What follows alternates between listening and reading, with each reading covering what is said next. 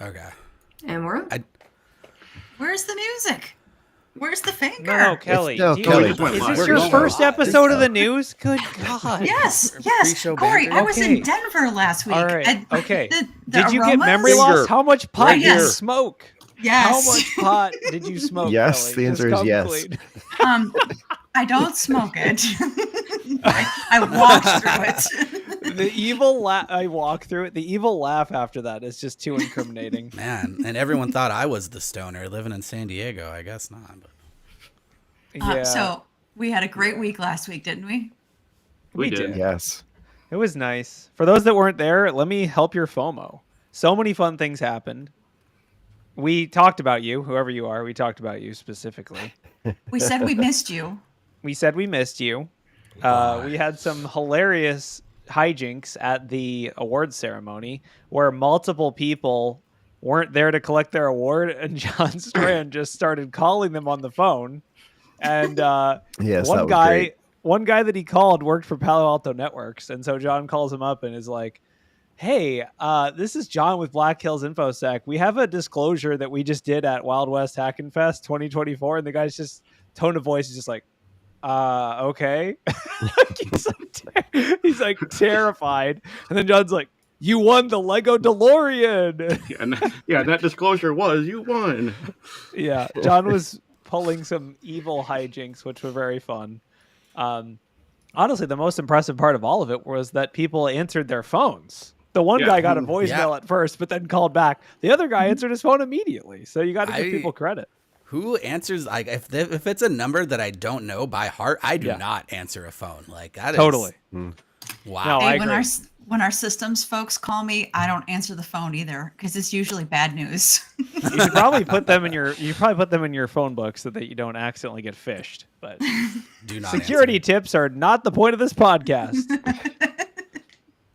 Straight to All right. voicemail. Roll the finger. Let's do this.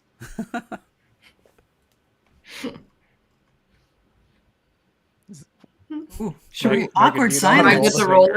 Yeah, Okay, yeah, you you know have to what? roll Go over ahead. here. Okay. Go for it. Sorry. First time. There's All right, there's roll. keywords. There's keywords. Yes. Got it.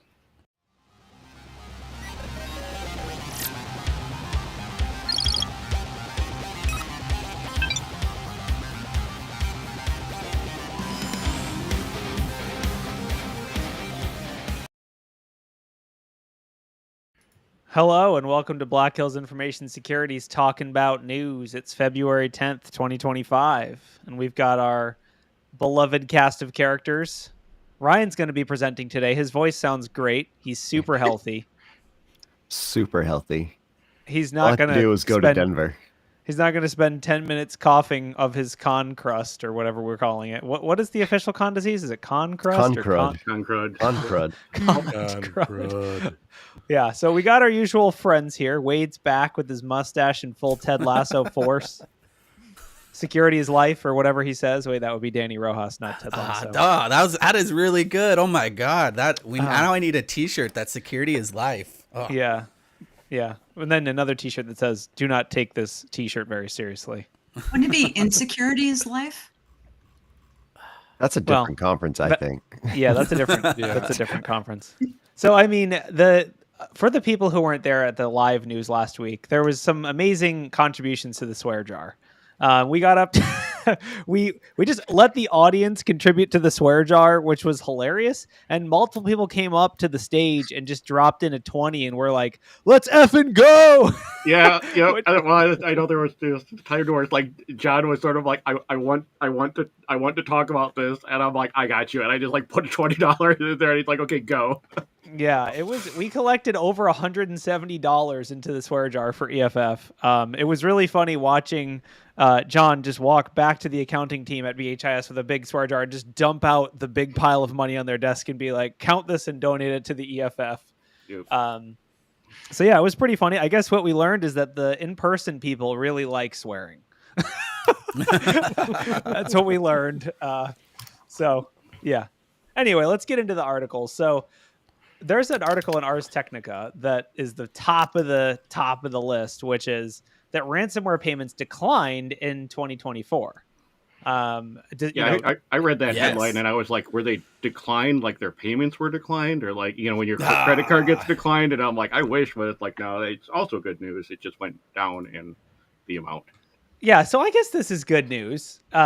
Basically, this is a report. I guess who made this report? Chainalysis? Is this the chain? There's the chain analysis link is directly under that one in the Notion, which actually, like if you go back to the news, it'll actually have graphs and pretty cool. Oh, in the list. Line. Yeah, there you go. Yeah. Right there. So that's like the, official post by Chainalysis, which Chainalysis is a cryptocurrency, like crime tracing type firm that does all the fancy cryptocurrency clustering and stuff and would have very accurate data on ransomware payments because they monitor the wallets of all those people. So I mean, 35% drop year over year. The interesting part. Okay. So payments are down. Infections are up though. That's the thing. So is this because of sanctions? Why are the payments going down? It doesn't. At least my reading through it, it didn't really go into why the payments were going down as much.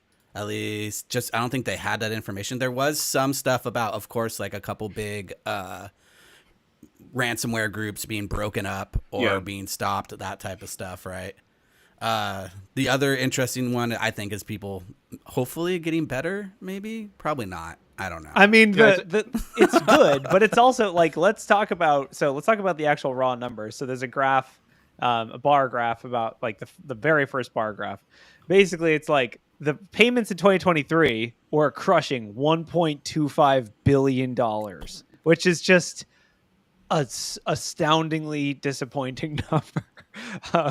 Because that's like more money than any of us will ever see in our lives, unless Elon Musk is listening, in which case, please stop. 2024, still 800 million. That's so many. That's a lot of money. The interesting part is the first half of the year of 2024 was better than the first half of 2023 too. Mm-hmm. It was just that second half there was a huge breakup. It's also very weird talking about this like we would the stock market, right? I guess. And wasn't it around? So how do I invest in LV Black? Right. Yeah, wasn't it around like the end of 2023 that I think Lockbit got compromised or something, and it made it evident that like, hey, all these places that paid for their stuff to get deleted, it wasn't deleted because here it is right here. Like they said they deleted it, it did not. Like for all the people that were like, yeah, Lockbit isn't, or these ransomware groups aren't deleting your stuff, and people were like, well, we paid them to delete your stuff. It's like, yeah, no, now it made it clear that they're not, and I think that also lended more credence to the don't pay them because you're actually not going to get your stuff deleted. I mean, there was so many.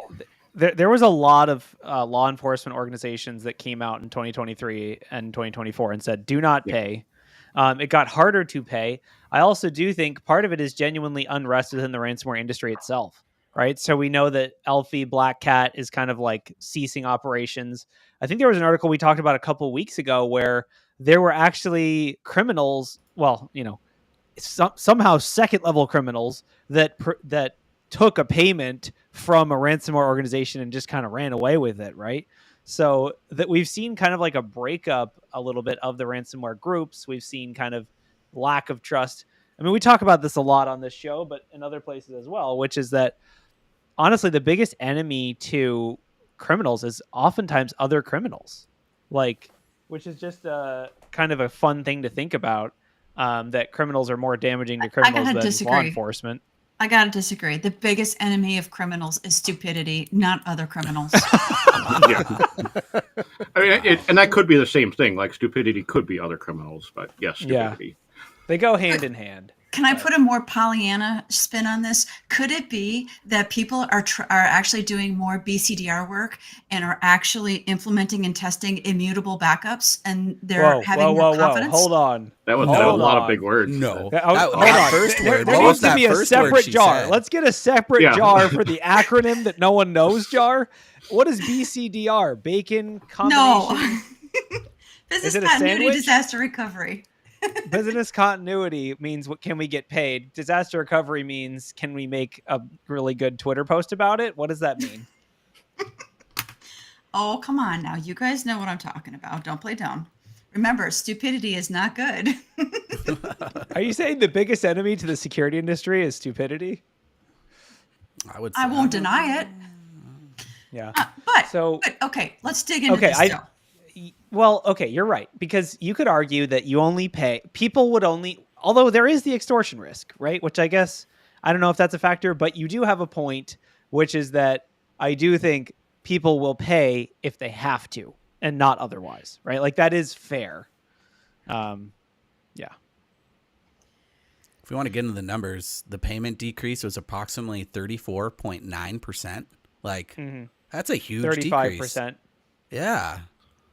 Like, and then there's some other good stats, like Lockbit experienced a 79% decrease in payments following the intervention of the UK's National Crime Agency and the FBI's investigation. And then, of course, there's Alpha V Black Cat Group ceasing operations in 2024 too. That also kind of fragmented the ecosystem, right? So, yep. Looking at the main portions of this, so and going back through the first chart over the years from 2020 to now, there was a bigger drop, it looks like, back in 2022. So what precipitated that drop? What precipitated the huge increase from 2022 to 2023? And was this just a revert back closer to a medium of what the payments normally are? Was there something that actually happened in 2023 that just caused the payments to jack up? I mean, I can tell you right now why 2022 dropped. Why? Ukraine. The Russian threat actors weren't doing ransomware as much. Yeah, that was one of the big drops. Yeah. I mean, I will say we're getting into correlation versus causation, right? If Yeah, you go to if you go to spuriouscorrelations.com or whatever, you can see how the price of ice cream and Nick Cage movies are directly correlated or whatever. I knew it. So there are like, it's impossible to know why this happened. We're just pointing out some example reasons. I honestly do think the sort of idea of larger groups ceasing operations could have a significant impact. I think, we've talked about like, what is an APT? Is it ransomware? Well, I think if you consider some of the ransomware groups like Alpha Black Cat, I would consider them APTs because they go for big targets. They're like big game hunting. They're not doing the mom and pop, $50K here, 5,000 here. They're going for like $100 million or $10 million payments. So I think like, especially if you look at the graph on, I don't know there's not really pages, but the bubble graph, it shows like the size of the bubbles is the amount of the payments. There's some, you can see Alpha Black Cat's right there in the middle. You can see Lockbit is to the left in the top, but these are some bigger bubbles. The interesting ones are like Dark Angels there.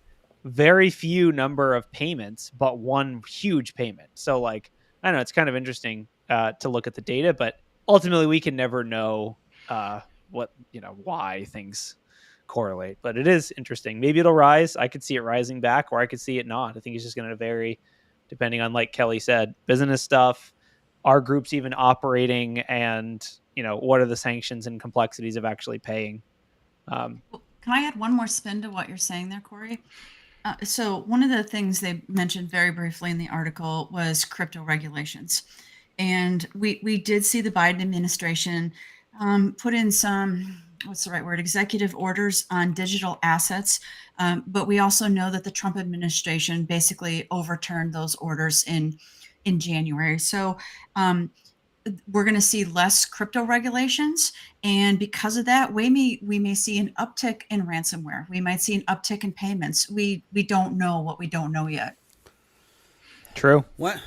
One group that they do mention, which I don't think catches as much attention as others, is the Iranian ransomware involvement, right? Like, of course they're doing it, but you do not hear about them doing it as much as other ones. And then it says like the U.S. Department of Treasury slapped them with some sanctions. I'm like, I'm surprised there were still sanctions to throw on Iran, to tell you the truth.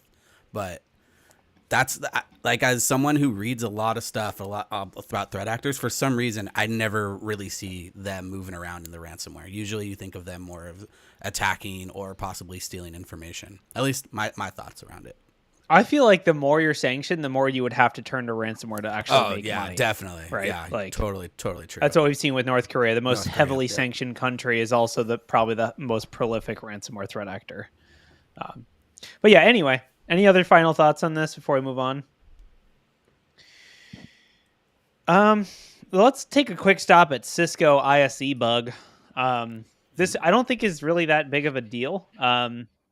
The only reason I want to stop off at this article temporarily is because Cisco ISE, which is Identity Services Engine, has a vulnerability that is essentially command injection or command execution as root. However, the caveat is that, it requires read-only auth. So you have to be authenticated and you have to have read-only access. The joke is, Elon Musk now has read-only access to the entire U.S. government. So that's awkward. But yeah, so patch your Cisco ISE. I will say, has anyone seen this in does anyone use ISE? That's what I was gonna say. I honestly don't see a lot of Cisco unless you classify Splunk as Cisco, which I still don't. But is it okay? Cool. So Ben from KC says the cool kids pronounce it ice, like from William Gibson. Isn't that from Snow Crash or whatever? Yeah. No, that's not Gibson. That's Stevenson, isn't it? Neil Stevenson? Yeah. Neil. Yeah, you're right. Yeah. It's yeah.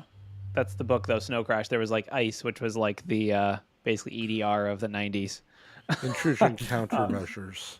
Well, I think the problem is Cisco keeps changing their acronyms, and you guys got all over my stuff for throwing out acronyms. I'm going to call out Cisco. Too many acronyms. That I think everyone would agree with. I guess basically it's control your Cisco admins. Don't just put those credentials on SharePoint and leave them for anyone. Awkward. I feel kind of red with this just because I always ask all the security, just give me complete read-only access, right? I'm not going to change anything, but as a detection engineer, I want to see how everything's set up so I can possibly either build logging out more correctly or ask them to flip some switches to make stuff more secure. But then if I had read-only in this situation, I would definitely be a vector, which maybe I shouldn't have had read-only to that one time. Yeah, people are now just throwing Cisco acronyms in the chat, and one of them is TACAX Plus, which sounds like something Ryan would cough. It sounds like a cough. It sounds like something you get at a conference called ConCrud. Yeah, so I guess patch your Ciscos. You take TACAX Plus for ConCrud. So does anyone want to talk about this extremely weird Binance guy who ends up in a Nigerian prison? What do you mean extremely weird? This is it's so weird. This is one of the weirdest articles I've ever seen. Okay, I will cover this because I'm the one who put this in. And so basically, and I want to be clear, this is a joke, but what if you got an email from a guy who says, I work at Binance and I'm currently in a Nigerian prison. Can you help me? Do you just ignore it? But is he that's what the U.S. government did. He's related to the prince. Is that why he's had so much trouble getting out? Yeah, so this is an article written in Wired that's kind of a long, interesting story. I guess, Wade, do you want to run through it at a high level? Yeah. So pretty much, if you've read the book, first of all, this is by Andy Greenberg, right, who's written a couple really good cyber books. Particularly one is Tracers in the Dark, which actually goes over this guy, which is Tigran Gombarian. I'm probably pronouncing that right. But originally, he was like an IRS agent who took down a lot of the big crypto markets and a couple other exploitation websites via crypto, right? So he's one of the top government guys, at least back in the day, for doing any type of crypto analysis. I can't remember. I think it was Alphabay he took down. I can't remember the exact one. Alphabay. Sure. Anyways, what wound up happening is he got out of government, worked for ByteDance, and then Binance, not ByteDance. Binance. Well, yeah, ByteDance. Completely. Crypto exchange. Details. ByteDance is TikTok. Yeah. To be clear, we're talking about Binance, the U.S.-based cryptocurrency exchange. Correct. So they actually went to Nigeria in order to negotiate with their government because, of course, there's some legal stuff going around with money laundering and actual currencies going down and crypto going up. Well, while they were there, the negotiations went sour pretty much, and they grabbed him and took him and threw him in prison for quite some time.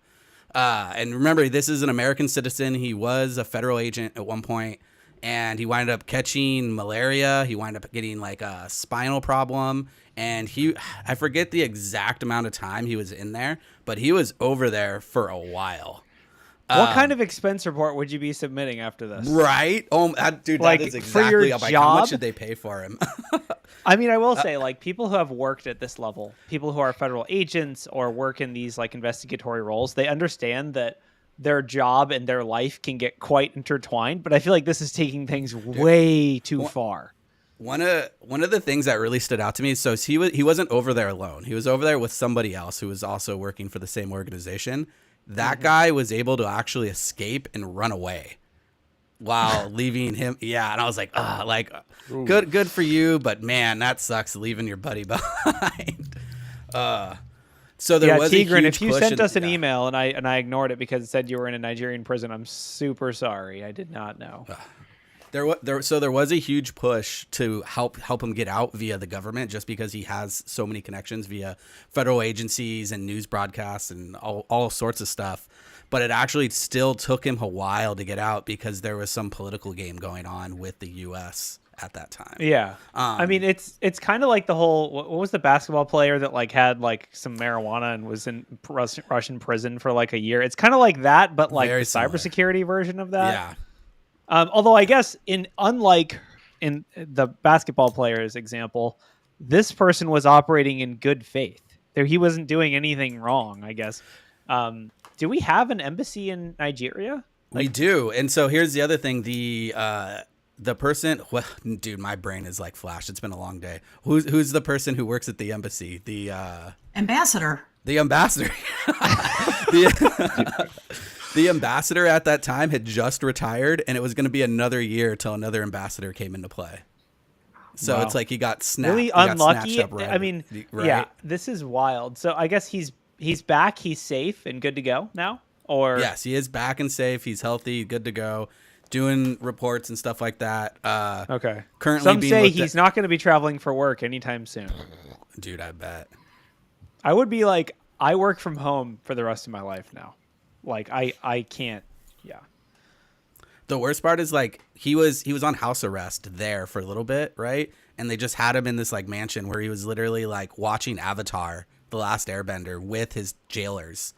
And he was living around. There's actually pictures of him there. He took pictures and videos thinking he was just going to get out. And then one day they're like, hey, we're going to move you. And they move him to prison, like an actual, like very bad prison. Super interesting. If you have access to this Wired, highly suggest it to reading this one. It is a little bit longer. It's like a 45-minute read. At least it was for me. And if you want like a precursor to this, always check out like Tracers in the Dark, which is probably one of my favorite cyber books out there. Yeah. I mean, I definitely think, this kind of more in-depth storytelling highlights just there's always like, I would call it collateral damage in like these types of political negotiations. But yeah, I mean, cryptocurrency is a tough industry, right? A country like Nigeria can just randomly decide that cryptocurrency is akin to money laundering and make it illegal because there's no laws probably on the books. Even in the US, I don't know if there's that many laws about cryptocurrency. So it's tough. It's a really tough industry. But I'm glad he's out. I don't have to make a free Tigran shirts, so we're good.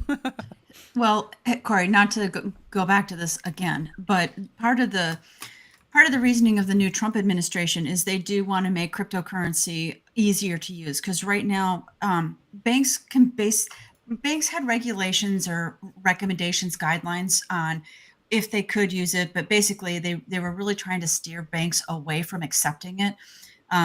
But now with the new administrations overturning those old orders, things might look a little bit different in the next few months. Would you invest in cryptocurrency or would you use it as your everyday? I mean, my everyday, absolutely not, because I don't want to pay massive transaction fees on every single transaction. Or wait 5 minutes for some Bitcoin miner to decide I was allowed into this block. But yeah, no, I mean, I guess I would say let's hope ransomware payments rise because cryptocurrency is easier to use. No, I'm just kidding. Yeah, I still missed out on taking I thought about it and didn't take advantage of it, but there was an article from like 2012 that I still tagged that said like crypto should be part of your retirement plan. Like buy $50 of crypto every month, leave it there until you retire. And I'm like, Man, if I had done that, like, I would be retired by now. I put $50 of Bitcoin in starting in 2012 every month, put $50 in, leave it there. It'd be looking at 2025 and be like, yep, peace out, everybody. I'm done with this infosec stuff. But no. Yeah, I mean, I guess whether you should invest in crypto, and this show is not investment advice, is the same decision as whether you should invest in any of the other companies that have been breached on the show. You make that decision for yourself. You might make out like a bandit, or you might end up in the toilet. Your call. But yeah, let's talk about this IoT botnet problem, because this is kind of an interesting angle. And we've seen this before. So basically the article is in Tech Radar. Essentially the big number is that botnet activity on connected devices, which I guess just means IoT devices, is up 500%. There you go, using acronyms. The IoT is Internet of Things. I know, but it's an acronym. It's not a confusing acronym. It's kind of a... honestly, let's be real. If you ask 10 people what the Internet of Things are, they'd probably give you 10 different answers. But that's true for a lot of acronyms. Yeah. So basically, the article points to default passwords, outdated software, inadequate? Wow, I can't talk. Security protections, creating backdoors into enterprise networks. Now, this is where I kind of start to take issue with the article. So it says in enterprise networks. Is there any data to back up that this is enterprise networks? Because I bet you it's not enterprise networks. I bet you it's home networks. That's my gut. Does anyone have a take on this? What does everyone think? I would definitely agree with you. I would imagine the majority, but is going to be in home networks. But like thinking back to the U.S., at least like here in California, right? Most services and ports are locked down in residential internet. So like I can't run servers and stuff from my house that are actually like, contributing. Okay, to it. But I could see other ways of possibly it getting out. Some are. Like SMB, as an example, port 445 TCP is blocked outbound on every residential internet. So is SMTP, which is port 25, right? Mm-hmm. So you can see, why is SMB blocked? It's because of configure. Why is port 25 blocked? It's because of email spam back before there was DMARC and DKIM and SPF and all that stuff. I guess my thought is I'm sure there is some IoT exposure, but most enterprise networks are going to be looking for this kind of stuff and detecting it, right? So botnets are going to be running. I mean, I guess it does. One interesting part in the article, it talks about how some researcher, which I'm blanking on them, they built an open source. So this is called Matrix. And they built an open source, basically implementation of a botnet using open source programs.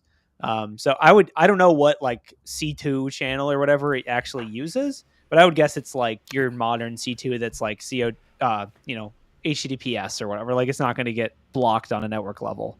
I always go back to Mirai, right? The Mirai botnet for this, just because I feel like that was one of the pinnacles that we saw early on was it was more third world countries, and it was things that you would never think would be in an IoT, which at that time it was DVRs, but not DVRs for TVs, but DVRs for actual camera systems, right?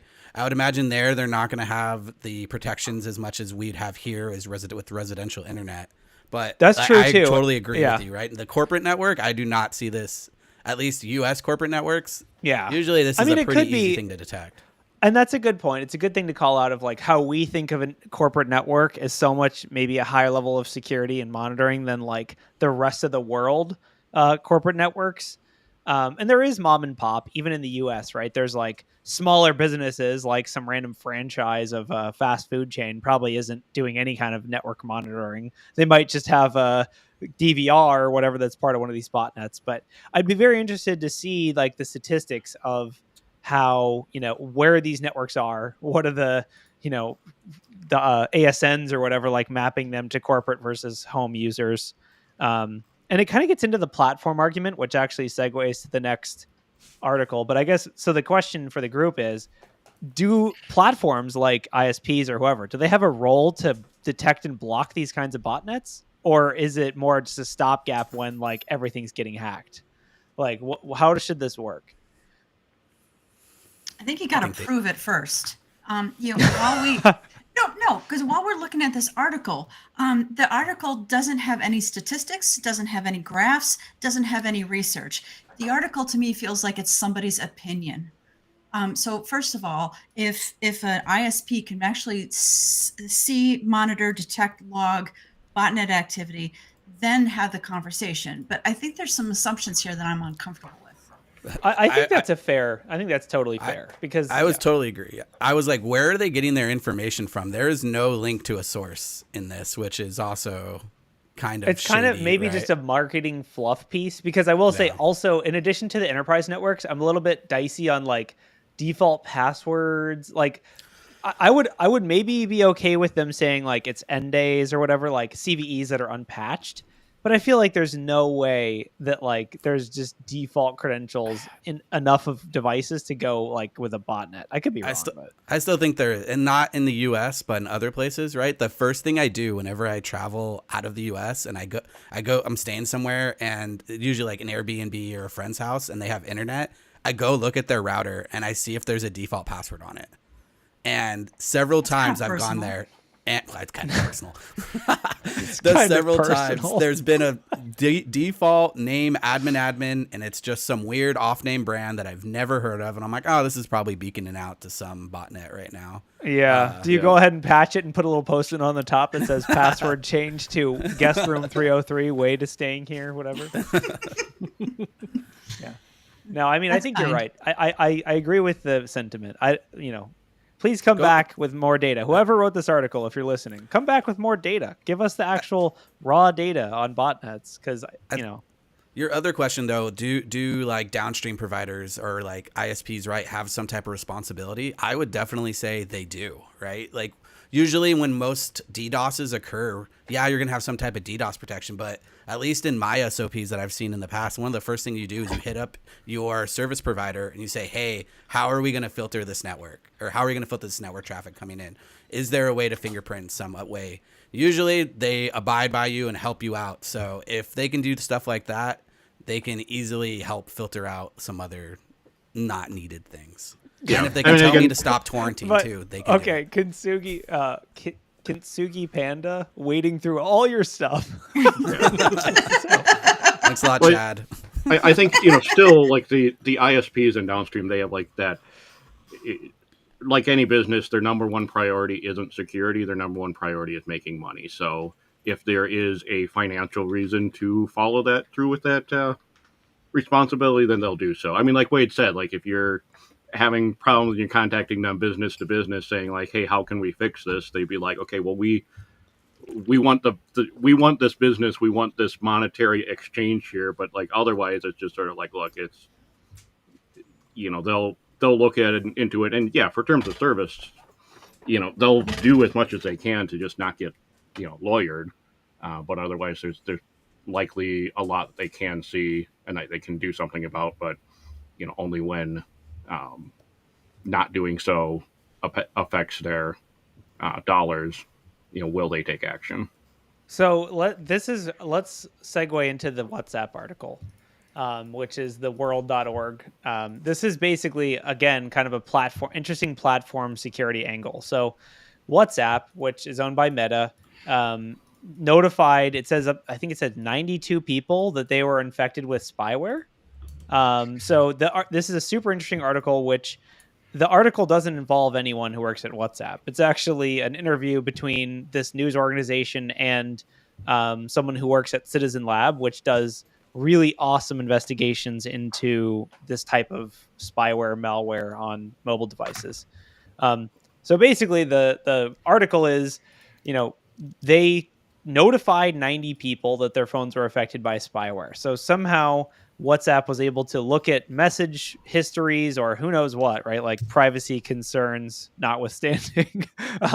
They were able to figure out who was infected and notify the users that they were infected. Does anyone know who wrote this spyware? It's called, what is it called? It's called, the company that makes it is called Paragon Solutions, which is not NSO Group. And yeah, I mean, I guess like, how terrifying would it be to get a message that just from WhatsApp? How does this even work? Do you get an email, or does it just pop up in WhatsApp and say your phone should be thrown into a dumpster now? Like, what does it say? You're being tracked. Yeah.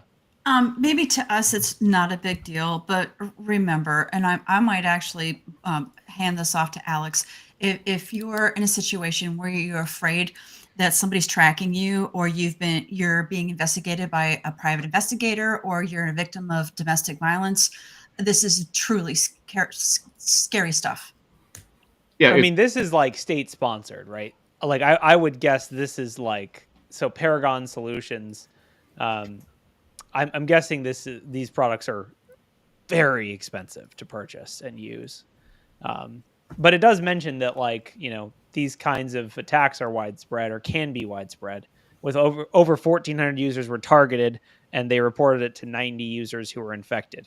So I guess the hit rate's not very high, but it's definitely still scary. And for Kelly's point on those that are dealing with domestic violence or some other like OPSEC concerns, like when you're working with these individuals and they say they have these concerns about like WhatsApp, and possibly being impacted by spyware, like the things you can't do when dealing with these types of situations is to minimize their concerns and say, well, no, it's complicated, it requires like a nation state agency, like you need to still listen to them and take this at face value with the, it's like, look, okay, we'll work through that, like it's possible that you're using a platform that could be compromised, you could be targeted, like you want them to have that established trust, and not be dismissive. So seeing articles like this, it just further muddies that water of trying to get individuals in those situations to trust the platforms and trust that security. And you say, hey, don't use this, use WhatsApp. They're going to go, okay, well, WhatsApp got compromised, or, and you need those assurances in order to make them comfortable. So yeah, definitely has an impact. Well, so just to be clear, WhatsApp did not get compromised, but they can read the messages of the users and figure out who was targeted. So I guess I would say, as someone recommending chat apps, so WhatsApp is end-to-end encrypted, right? So how do they know, or is it not end-to-end encrypted? I was like, how does WhatsApp know they're infected? Yeah. It doesn't say that. And was it via WhatsApp, or is it via like, oh, this guy got hit by a 0-day text message, right? It doesn't say that. I followed the link that they've got at the beginning of the story that we put up there from the World to the actual story itself. And basically WhatsApp said they disrupted a spyware campaign by Paragon, which their software is called Graphite, which targeted a number of users, including journalists and members of civil society, and they've reached out directly to people who were affected. It almost sounds like they got the back end of what was going on, or found who was doing it and got into them to find out who they were targeting on it. I could see that. I could see this being kind of like a joint operation type thing, where like there's security researchers at WhatsApp that are doing these kinds of investigations. Because I will say it is an abuse of their platform directly, right?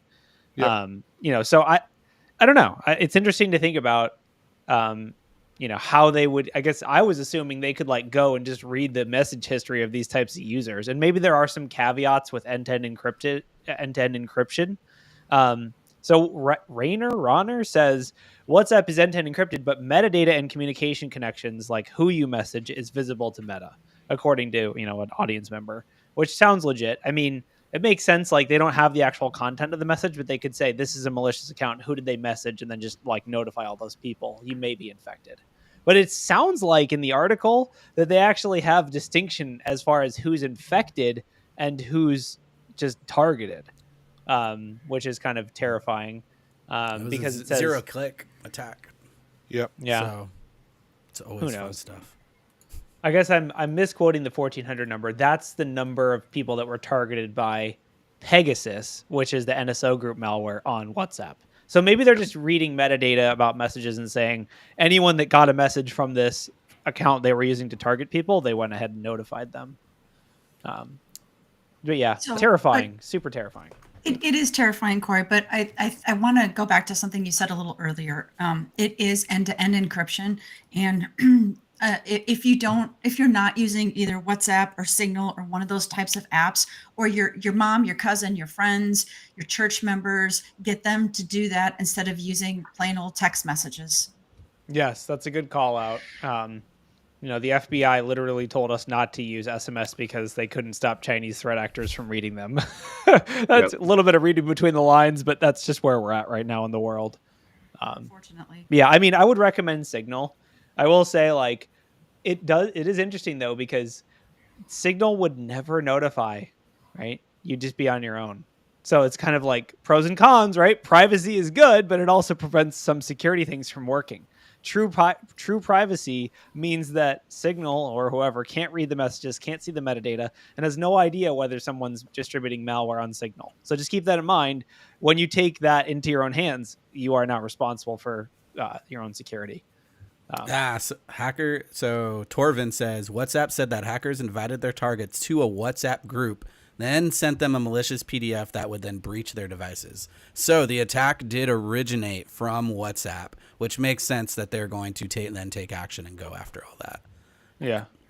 I mean, it makes sense, like, it, you know, but I guess it's interesting because not like, although I will say email providers do their own filtering. So most platforms, I think, were in a position where they do their own filtering on top of, we've encountered this, in other places. So if a C-suite read that line right there, we'd just block all PDFs in the network, just cut it out at the source. We're good. A C-suite would never want to block all PDFs because that's how they read their compensation But document. GRC might. GRC's like, yes, great idea. Block all PDFs. We like docx's though. Leave those open. Yeah. So we can talk about this just funny article of the monkey, or supposedly the monkey being blamed for taking down the Sri Lankan power grid. Oh, juicy. I mean, okay, this gets into, the article is quite simple. It basically is like Sri Lanka's power grid went down for 32 hours or something. And they're blaming it on a monkey, like basically exploding a transformer. Yeah, so it doesn't seem like the monkey did well. I know at least in this area, I've heard of just a raccoon getting into some grids, and then you go, that.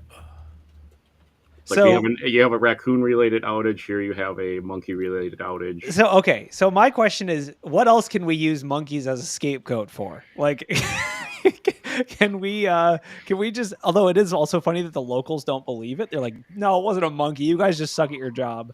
However, what else can we blame monkeys for?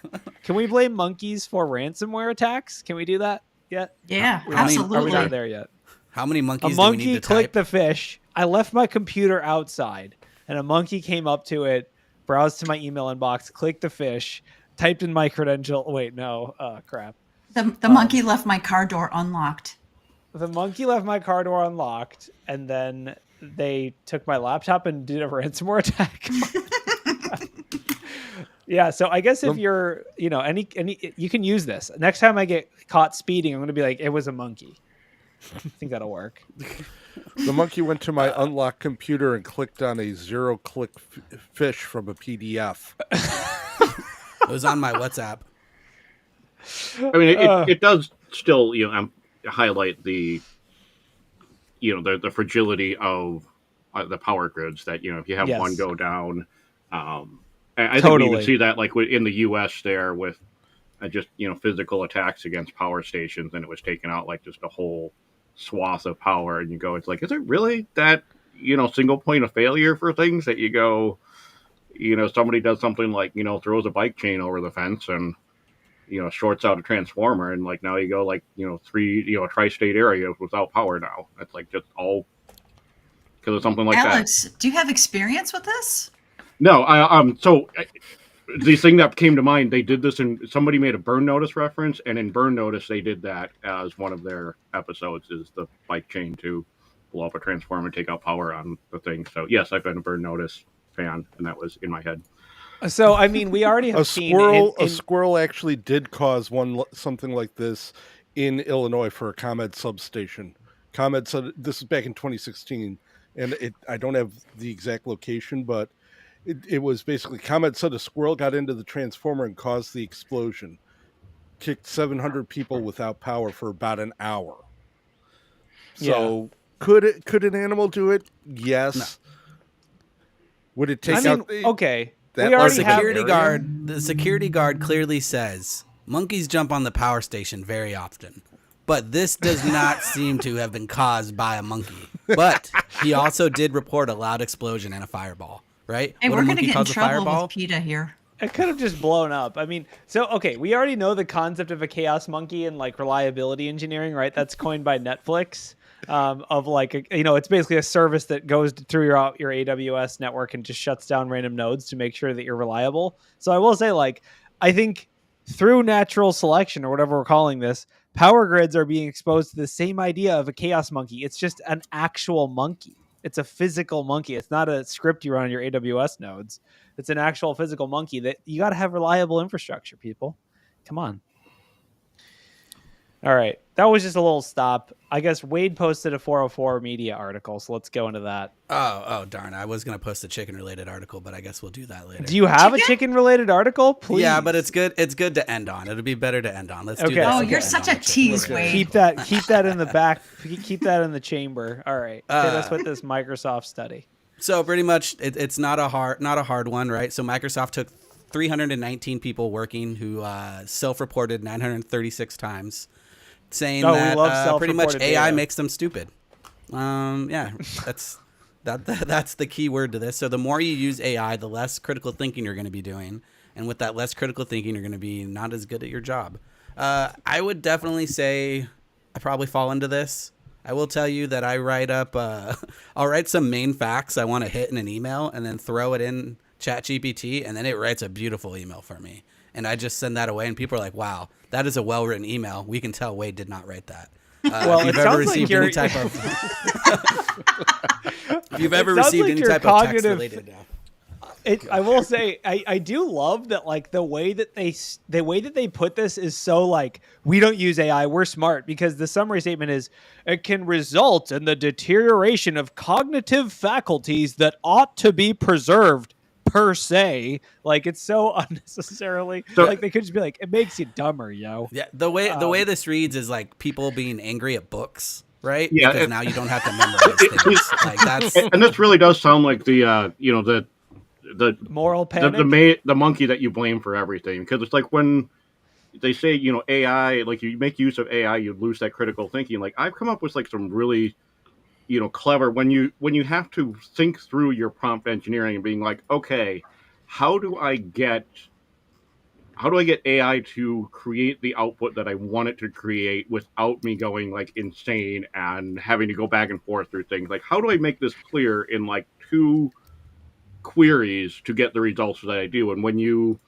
think of that, like that kind of comes up with like a bit of the critical thinking. I think I even did that when like splitting up like a meal tab recently, to where I'm like, well, how would I run this? I'm like, okay, well, I'm going to have it do OCR on the receipt, and then each individual person will just read out what they have, and then, I need to factor in like the tax and like the tip, so that when it gets it done. And so I calculated it myself, like the hard way, the long way, and then I'm like, okay, now I'm going to do this with the AI, and it got it like exact, right down to the penny, like the same result, but still working through that in your mind for like, how do I make AI do what I want it to do, does exercise that critical thinking. But I think, if you just rely on it, like, I have an email that I don't want to deal with here, AI, you do it, then it can degrade critical thinking. So I think you can blame AI for making people smarter. You can blame AI for making people dumber. You can blame AI for everything. Like, wait, hold on. I know. So,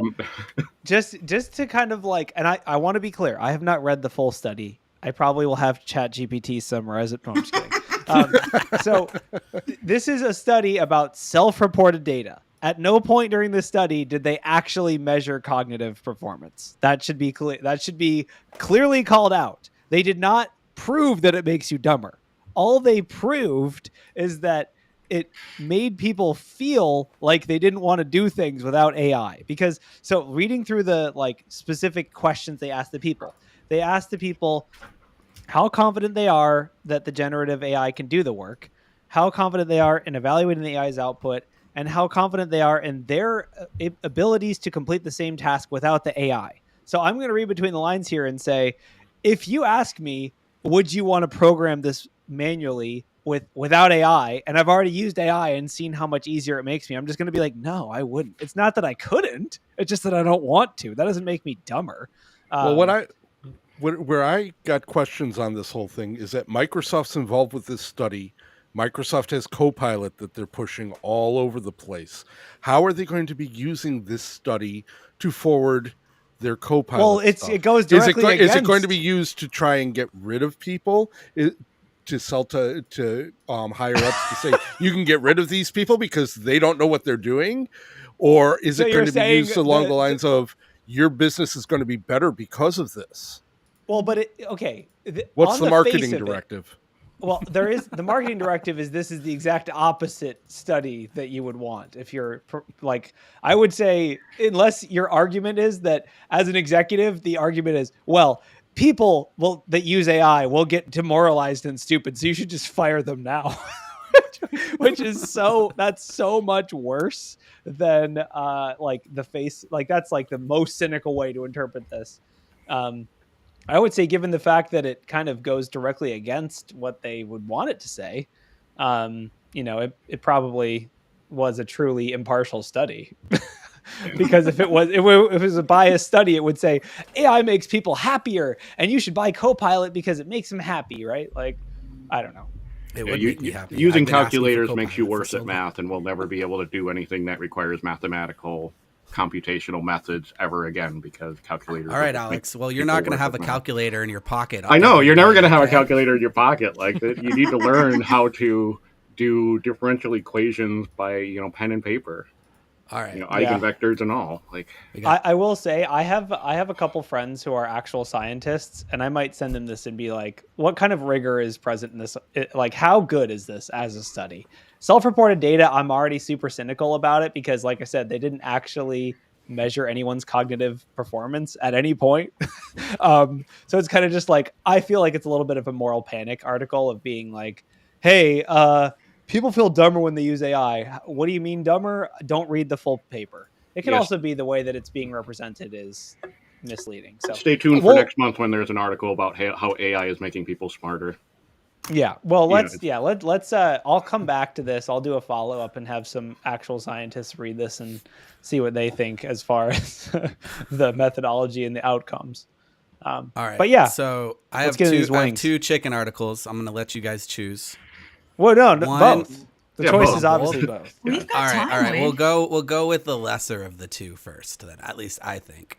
And this is something I was wondering. What egg prices are so high, but chicken wing prices are the same. What's going on? That. Is it a conspiracy by Big Egg? What's going on? I threw it in the chat, Megan. It's from NPR. It is a conspiracy from Big Egg, but I'm going to tell you right now, it is definitely not as complicated as you think it is. But I did not know this. Waffle House has added 50 cents per egg surcharge this week. Oh, my God. Do you go to Waffle House? I have been to one Waffle House, and it was a Waffle House experience that one time I went. I will tell you that. Okay, so what is the reason? Is the reason that because they're slaughtering all these chickens that the wings are going down in price because there's extra wings? The chickens who got avian flu were egg-laying chickens, and the chickens who we make wings out of did not. Far less. So why aren't those chickens getting avian flu? Because the older chickens, which are the ones laying the eggs, as you get older, just like with humans, you are more susceptible to illness. And they're killing the chickens for chicken wings much younger. Gotcha. That's depressing, but biology lesson today. What came first, the chicken or the egg? Yes. The great part of that article is at the bottom. It even links to my other article. Okay, so now that so let's do it. Let's do a. Let's do a shit sandwich. It's $5. Sorry. So let's do a fun article and let's do a terrible article in between. So I'm going to throw in this terrible article that hit my radar. So basically, this is the Gizmodo article about how one of the staffers working for DOGE previously got fired for leaking company data. I am so surprised you actually brought this. This is dangerous. So, okay, we're wading into dangerous political waters, which we know that there's also a politics jar in addition to a swear jar. But I will say, if you were there for last week's show in person, basically, we have a precedent for this. We're allowed to talk about this because there is a security consideration here. John's whole take last week was essentially there's a massive amount of checks and balances, verification steps, clearances. Like that's all. It's hard to get access to this data. And Elon Musk just walks in the door and says, "Give me the data." And everyone's like, "Okay, here you go." So basically, this is proof of why this is a bad idea. Basically, there's a person named Edward Corsetine, who's a 19-year-old and works at DOGE, which is the Department of Government Efficiency. Basically, Gizmodo figured out that this employee was Bloomberg, an even more real news source, figured out that Edward was previously fired from his job for being fired for allegedly sharing information about the company with a competing company. Dude. So Edward, and then bragging about it on Discord like that. The statement given directly by the company is Edward has been terminated for leaking internal information to the competitors. So if anyone's wondering why we have things like clearances and why we verify people who have access to this data is so that they can't share data with the competitors, aka Russia and China. So like, it just blows my mind that we're even having this discussion, but I figured I would throw it in here. It's kind of depressing, but from a privacy and security perspective, it's kind of a disaster. Like it's politics be what they may. It's crazy that any person in power on either side can just say security doesn't matter. Hand wave, no clearances required. I don't know if this is true, but one of my friends told me that Elon Musk has already failed to get a clearance multiple times. So I don't know if that's actually true, but it wouldn't surprise me because he like has DMs with Putin. Yeah. Anyway, all right. So Corey, back to the other chicken article. Well, no, let's talk about what's going on with our government in a carefully controlled situation here. The thing that concerns me is data being deleted from national databases. You've seen the article. CDC has removed information on previous health studies. We've got a freeze at National Health Institute. I'm more concerned about data disappearing. And yeah, I don't think we know exactly what's going on, but when people are going to find particular data sets, if it's gender based, if it's how many people had COVID, whatever that unique specification is, it's not there anymore. And that probably is what concerns me the most, is that those studies and those results are taxpayer funded. Taxpayers should be able to have access to that data. Totally. Yeah, I mean, I think that's a good thing to think about. Whatever your side is, neither side should be able to just wipe data off the face of the planet, right? Like that's just not okay. This reminds me of those like scholarly places that hold like all the essays or like resources that like college that you need for college. Like you have to go like JSTOR. Yeah, like why do they have to get to charge me for this dude who wrote a paper that no longer never mind. I know. And it's funny because they always say like email the researcher directly, which one time I was like, I did that and I got no response. I was like, dang it. I emailed the researcher directly and was expecting them to reply, but unfortunately, I didn't end up paying for it. I just didn't get to read the article. Whatever. No, for the Elon Musk article, like a side thing that I did was I used ChatGPT to like, knowing this level of access, come up with 3 scenarios of like the damage, and one of them has to be like Bond level villain, but realistic. And it's like, so I mean, it has some great stuff. Maybe I'll share this, but it had like scenario 1. It's like the insider financial manipulation, and this is again like I didn't name like Musk or anything. I said like a billionaire with a ton of resources has unfettered access to this. So it was insider financial manipulation. Scenario 2 is widespread identity exploitation. And then the Bond level villain thing is an orchestrated financial crisis, to where there's, market destabilization, covert money creation or freezing, to where you just, issue billions in unauthorized treasury instruments or freeze legitimate payments. Or you can do like a, trigger event for a cyber financial, crash systems or blockade transactions, causing a liquidity crisis. So it's sort of like okay, this is interesting stuff for things that could be possible with that level of access. Yeah. I mean, I guess as security practitioners, the only uplifting, the only uplifting part of this is that like we're watching the watchers, I guess. Like we are the people who are going to have to be figuring out what's going on, keeping track. John's joke about how we're the Ferengi and we can profit from chaos. I guess that's the angle as security people is we have to thrive in the chaos. We're already used to it, right? Like if you work in a blue team, you have to thrive in the chaos and say, all right, let's read the good article. Okay, there's enough downer Bond villain article. Stuff. I stopped reading the news, so I'm gonna tell you guys right now that a lot of chicken wings were eaten yesterday. A lot. Okay, that is true. Right? The news article is the next one.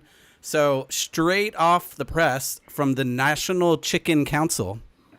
Yes, that's a thing. Dude, the NCC spokesman. Why are Tom we Super. not honorary members of the honorary? Dude, we need to petition this right away. The NCC. The NCC. Is that the same? That's NCC group, right? Same thing. Same thing. Exactly the same thing. Be careful. Said about 1.47 billion chicken wings were eaten yesterday. That's so many. I will say I was responsible for at least 20 of those, so I was doing my part. We were only 20 million up, which means the lady who earlier in the year who stole all those chicken wings barely even scratched the surface and to try to increase our chicken wing consumption. I will say it is sad that she wasn't around for Super Bowl. Like I feel like of all people, she should have been able to profit from this the most. The National Chicken Council? Yes, the National Chicken Council. I'm not making things up here, all right?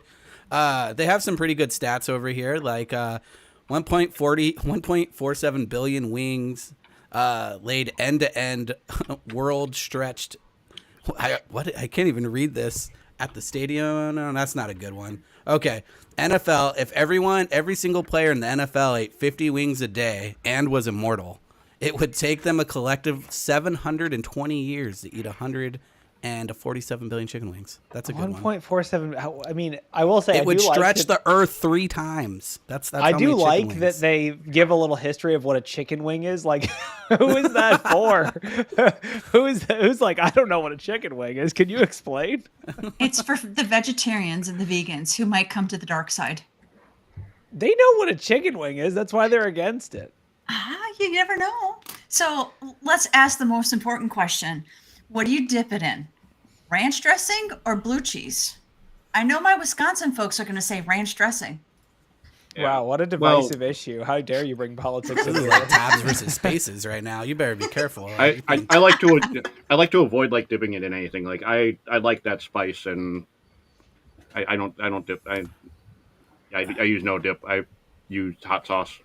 And just I guess like, to close out the, like, as we end the show, go in Discord, discord.gg/BHIS, and post a GIF of whether you're a ranch person or a blue cheese person or a no dip. Or a non-dipper. Yeah, if you're a never dipper, let us know. If you can see under this Amazon box, it's actually all the Hot Ones hot sauces. The heat, you can barely see it right there. I was supposed to do a thing where we answer security questions and eat hot sauce, but I haven't been able to get it together yet. So. Okay.